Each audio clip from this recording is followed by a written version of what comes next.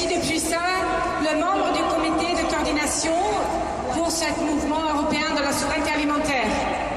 So we welcome Jenny Yogi from the European Movement for Food Sovereignty. Καλωσορίζουμε την Τζένι Γιούγκη από τα Ευρωπαϊκά Κινήματα της Διατροφικής Κυριαρχίας.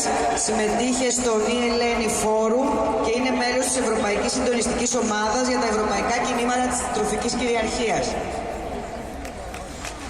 Hello everyone. We have a saying in Greek, νηστικό αρκούδι δεν χορεύει, meaning you can't dance on an empty stomach.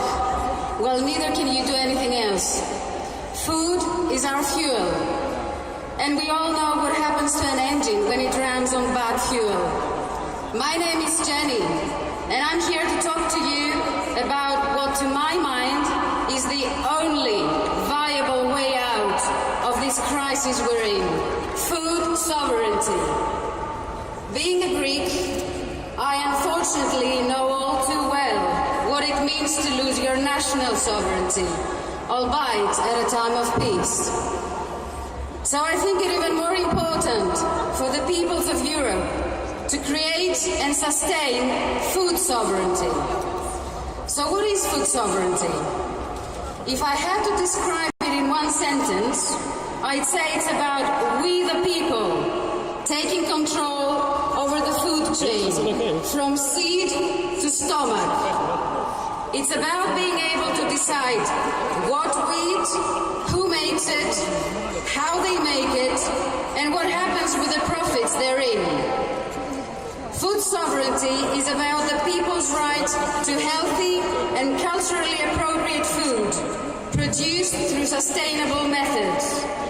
It's about our right to define our own agricultural systems and to develop small-scale sustainable production that will benefit both the community and the environment with respect for nature and all its creations. It's about putting the needs, livelihoods and aspirations of those who are involved in the production, distribution and consumption of food at the heart of the food systems and governmental policies, instead of protecting the interests of big agribusinesses and the demands of the market. Food sovereignty promotes localization of food production and consumption and protects small producers from cheap imports, while ensuring that the right to use and manage land, water, seeds, biodiversity and all other common goods are in the hands of those who produce food and not in the lobbies of the corporate sector. In 2011, in Austria, we held the first European gathering and created the Eleni Europe platform, aiming to unite all organizations working for food sovereignty around Europe and make it easy for them to connect, interact, share their experience and knowledge, and work towards our common goals.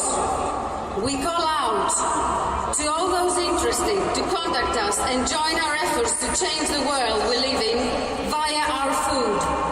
We base our work on 5 different sectors: food production, food distribution, access to lands and other commons, social and working conditions, and changing policies on local, national, European and international level.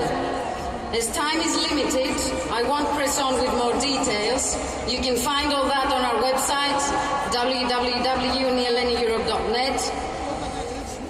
Food sovereignty concerns the people as a whole, and all of us as individuals, and it should therefore be autonomous and independent from any political, economic, or any other type of influence.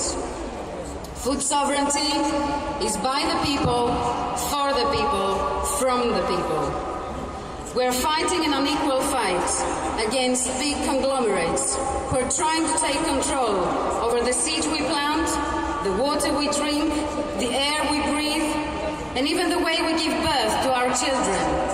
If you look at the upcoming trial of the 79 in Thessaloniki in a few days' time.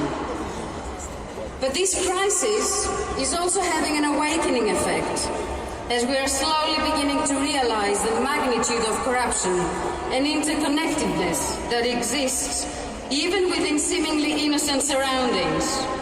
And just like a corpse attracts all the vultures, so does this revival of the people attract many with hidden agendas. So be weary of political powers, be they political parties, institutions and corporations, or even old-school trade unions portraying themselves as representatives of us all, posing as our protectors and instigators. Be weary of Greeks bearing gifts. Change can only come from the base, from us the people, who decide to take matters in our own hands. And while it's all very well to write manifestos and declarations and demand that governments change their ways, we need to remember that change starts from within, in small steps, in small groups, and it takes patience and perseverance. For we need to create new structures, new solutions, new ways. And just like an oak tree starts from a small seed in the ground, so will our new world start from our small actions today.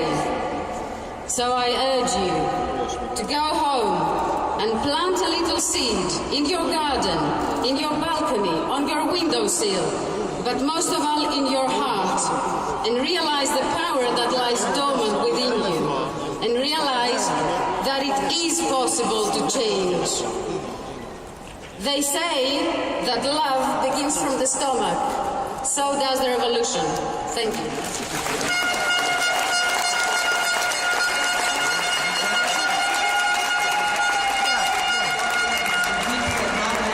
Μέλος της Ευρωπαϊκής Γραμματείας της Διεθνούς Επιτροπής της Παγκόσμιας Πορείας Γυναικών. Δεν πειράζει, θα το κόψω.